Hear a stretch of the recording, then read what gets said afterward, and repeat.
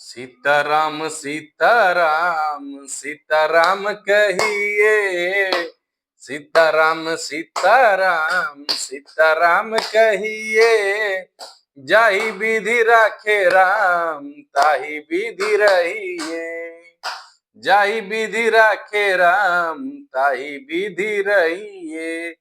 रामचरितमानस कथा आप सब सुन रहे हैं और मानस के बालकांड अध्याय में यह प्रसंग उस समय का है जब प्रभु श्री रामचंद्र जी और लक्ष्मण जी जनक जी के बुलावे पे मुनि विश्वामित्र के साथ धनुष यज्ञशाला, जहां धनुष रखा गया है, जहां स्वयंवर का यज्ञ का प्रतिष्ठान किया गया है, वहां पर पहुंचे हैं। और जैसे ही नगरवासियों में यह खबर फैली है कि दोनों राजकुमार यज्ञशाला पहुंच गए हैं, सारे नगरवासी, बच्चे, बूढ़े, युवतियां, स्त्रियां, सब सारे काम भूलकर यज्ञशाला की तरफ दौड़े दौड़े आए हैं। तभी राजा जनक की नजर इन सब पे पहुंचती है और वो देखते हैं कि भीड़ बहुत बढ़ गई है।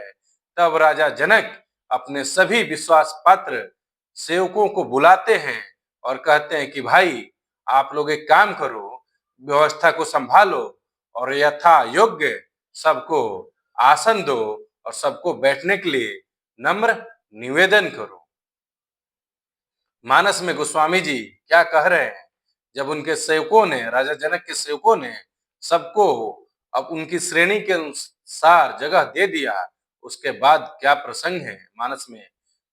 श्रीमद गोस्वामी जी क्या लिखते हैं, कह रहे हैं, राजकुंवर तही अवसर आए, राजकुंवर तही अवसर आए, मनहु मनोहरता तन छाए, गुण सागर नागर बर बीरा, सुंदर श्यामल गौर शरीरा।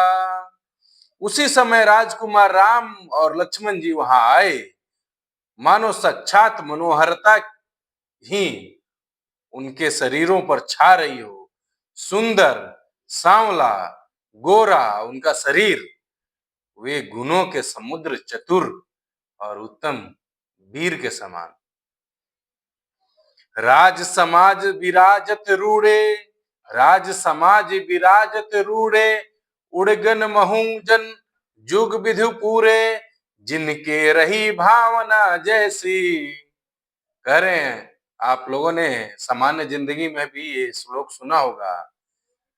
मानस में गोस्वामी जी ने कहा है, जिनके रही भावना जैसी, प्रभु मूर्ति तिन्ह देखी तैसी।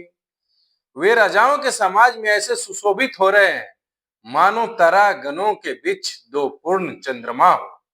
दोनों भाई राम लक्ष्मण जी ऐसे सुशोभित हो रहे हैं राजा जनक के स्वयंवर के यज्ञशाला में, राजाओं के बीच, जिसे मानो तारा, पूरे आसमान में तारा छाए हो और उस बीच दो चंद्रमा जगमगा रहे हो।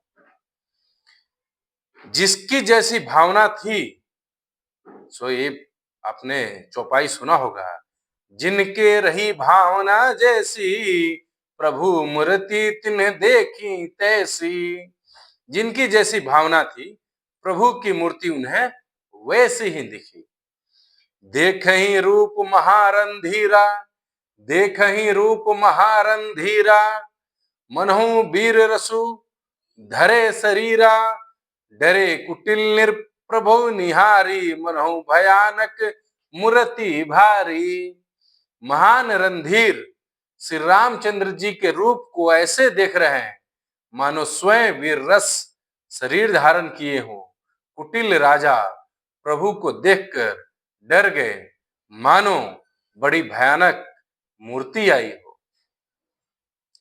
रहे असुर छल छोनिप भेसा, मानस में गोस्वामी जी आगे कह रहे हैं, रहे असुर छल छोनिप भेसा, तिन प्रभु प्रगट काल सम देखा, पूर्व सिंह देखे दो भाई, नरभूषण लोचन सुखदाई।